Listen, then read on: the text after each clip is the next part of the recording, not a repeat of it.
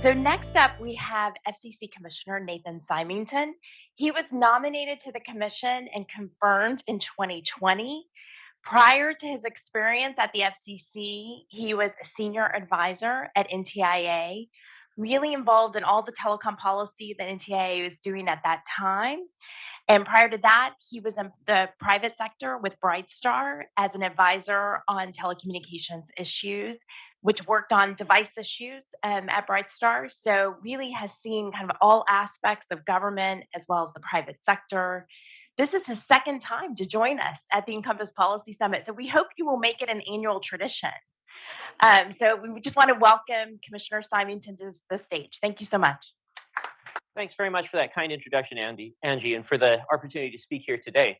I'm not going to be focusing on cybersecurity, but I'm really glad that I had the chance to hear John Banghart's presentation a little bit. I thought it was really informative, and I'd like to, tie a couple of things that he said to themes that we're working on at the FCC that are not, within the context of my, immediate address.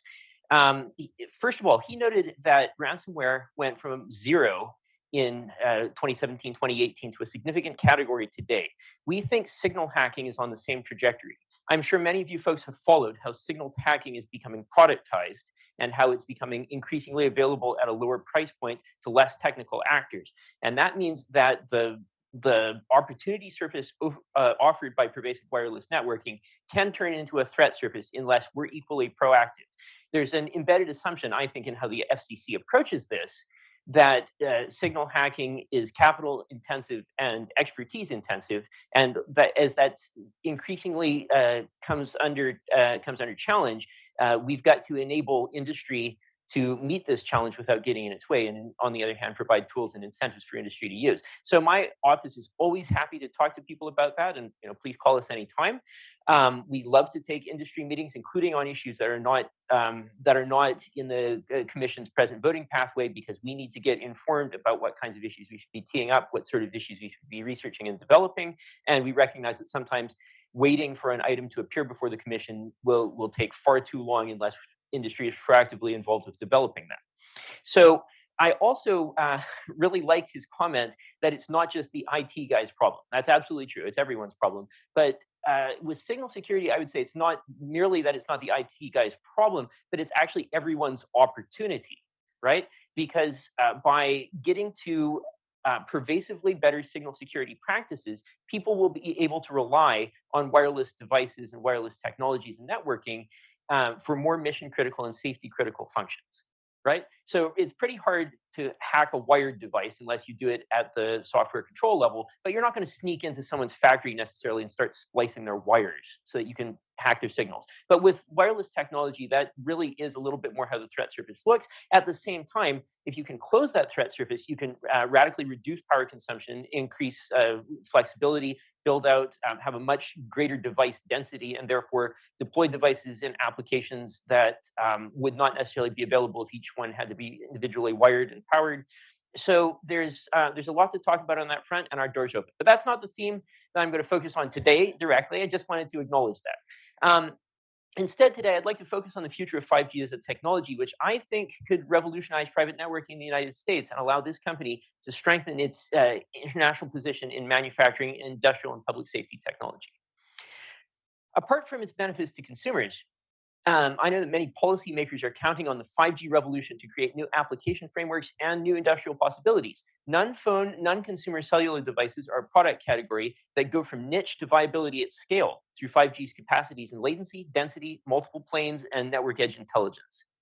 But precisely because they're a new product category dependent on sophisticated and capital-intensive network infrastructure, we have to ask how we get from a consumer-facing cell network and the businesses that grew up around that to the non-consumer uses that show such potential. If consumers see benefits from 5G, network infrastructure companies like telcos, tower companies, and tower equipment companies will have the money to keep building the networks we need to support a new generation of business and public safety applications, just as we're starting to see in countries like China, where 5G has a bit of a head start. So to get to economies of scale and pervasive network availability, we have to find smarter ways to monetize 5G in the short term so that the technology can be more broadly deployed and for alternative uses. And that's where an exclusive use licensing model can and must play a starring role. However, I also think that tweaking spectrum policy frameworks over time incrementally may also expedite this 5G transformation, including outside of the direct consumer-facing sector. It seems like every day I hear a new story about new industrial and manufacturing applications of 5G private networking, which is music to my ears. Yet, while I hear these stories, I also hear about how little spectrum the United States has available to fully deploy 5G to its fullest potential, and how companies engaged in 5G manufacturing applications sometimes find it easier to deploy them over shared spectrum rather than licensed. INCOMPAS and some of its members have made intriguing proposals about fixed wireless use of certain bands. These could support the growth of industrial 5G private networks. With regulatory engagement, 5G industrial networks could become a major product category in national capacity that's completely distinct from the more familiar consumer applications of 5G. Or to put it another way, the industrial applications are probably not about getting movies onto your phone faster. So the FCC is still committed to consumer 5G spectrum commercialization. If you look at data utilization rates per capita, it's hard to argue that we shouldn't keep commercializing as fast as possible. But I don't think we have to choose between two models. Instead, we have to look at every option and every model that's likely to enable growth. And we have to allow the private sector to explore a variety of technological options. So recent filings by INCOMPAS calling for the FCC to allow for fixed wireless deployment in 35 gigahertz is one such proposal. And several large carriers have already employed their millimeter wave licenses in the operation of fixed wireless 5G networks. Right now, these are primarily for consumer broadband, but the subscription ad rates are really impressive. It's also much easier to share among fixed wireless service providers and among terrestrial and satellite service providers when terrestrial networks are allocated for fixed use. So I definitely think industrial 5G and private networks are something that are just over the horizon for fixed wireless deployments, and in bands where sharing is the only feasible option. Another example I think we can point to is the 12.7 to 13.2 gigahertz band. Per the FCC's NOI, the band's currently prevalently used by incumbents for fixed deployments. So it seems to me the fastest and easiest way to make the band available for commercial use is for the FCC to closely study proposals to allocate the band for terrestrial fixed wireless use. I don't yet think the evidence is in on whether this is the highest and best use for the band, nor am I saying that a mobile allocation should be left completely off the table. But given the nation's mid-band spectrum shortage and the roaring hum of the arguments for moving to a pervasively shared spectrum model, it's easier to envision sharing between and among private fixed wireless networks than it is between and among mobile networks, where exclusive use licenses are market practice. We don't need to make a binary choice between exclusive use full power licensing in mid-band and greater availability of shared, unlicensed, or licensed light spectrum. Instead, we need to have the will and conviction to bring more 5G suitable spectrum to the private sector under all models. I'm sure you can all easily imagine network engineering models that integrate aspects of multiple access approaches, so that, for example, there's seamless handoff between on-site networks and geographically dispersed ones, or between low latency networks in one facility that are physically proximate to different suites of intelligence edge equipment optimized for different purposes. The federal government must remain amenable to a changing landscape in the face of a spectrum shortage and evolving technology uses, and we must continue to engage with the private sector to make sure that we aren't irrelevant or that we don't try to push you in a direction where you can't go. Now, I wouldn't be me if I didn't also take this opportunity to pitch how market standards for receivers moving towards more spectrum efficiency will make this spectrum mining or reclaiming, maybe tail reclamation efforts, were much easier. It's easy to understand why the FCC has always regulated the transmission side, not the reception side. And yet, thinking in terms of policy tools, it's distorting to focus entirely on transmitters when we do nothing to ensure that at the other end, receivers have incentives to ensure that they operate efficiently. So we don't necessarily need to talk about regulating receivers in any kind of heavy-handed or prescriptive way to nonetheless start addressing the question of undue receiver incumbency and lack of pressure on design standards. So by now, it's hard to deny that we have a history of annual spectrum fights between the commercial and federal sectors. But don't panic.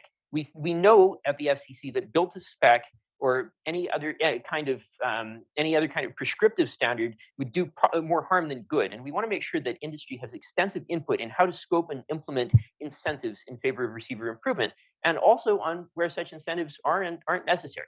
And again, this is an area where the commercial sector needs to educate us at the FCC and help us to understand the problem from a 360-degree view. So my office is hopeful that an NPRM will come in the very near term in the receivers proceeding. And as I've said in these circles before, we're big proponents of a property rights model for governing receivers that's not dissimilar to how the FCC currently governs the interference protection of transmitters. And most of the NOI comments that push back on FCC action as a concept were concerned about a one-size-fits-all approach, rightly, or one that's not specific enough to prevent chilling innovation and investment. So, in order to address these overarching concerns in the record, we believe a framework that sets up a process or procedural rules for the FCC to begin addressing the receiver side of the equation when it explores future spectrum bands is probably the best approach. So, this approach would allow for the adoption of band specific rules that carefully consider the operations of the specific incumbent receivers operating only in that band. So, in other words, as part of designing this, we ask what receivers are likely to enter the band. When do we need to revisit the question of what the expected receiver quality is in that band? So again, it's a matter of engaging with industry to find out what market practice is today, to pay attention to where it moves over time, instead of just completely ignoring the receiver side of the question and only addressing it implicitly through the transmission side. And this, I think, will allow for a full discourse and for a more valuable record that eases the concerns of industry before any specific action is taken. Once a band's allocated for commercial use, this framework would then allow the FCC to write service rules just the same as it always has in any other proceeding. It's just these service rules would be informed by expectations about receiver performance in the band under particular circumstances and at particular times. We know that these can never be as comprehensive as the information that we would have about transmission performance, but at least it lets us know a little bit more what kind of equipment we think is going to be there, and to base our decisions directly on those questions, and maybe optimize also towards what market practice is and what it becomes. And with service rules applicable to transmitters taking into account receivers in a given band, setting up the operational characteristics of the band, these parameters could become part of the FCC standard analysis when considering a new band for commercial use. I think this approach would allow for the same amount of industry feedback as the FCC's procedures currently allow, because the FCC would as always seek comment on the service rules for each new or repurposed commercial band through notice and comment rulemaking. And as industry's use of spectrum in these contexts becomes more and more sophisticated, then it will allow us to get away from a one-size-fits-all model that's inherited from the early days of broadcasting and evolve more towards a market-responsive model. And hopefully, by expanding to seek comment on parameters applicable to receivers, will help work towards that goal. So hopefully more to come soon on this front. With that, I'd like to take a breath to say thank you for asking me here to join you today. And I hope you enjoy the rest of the Policy Summit. Thank you.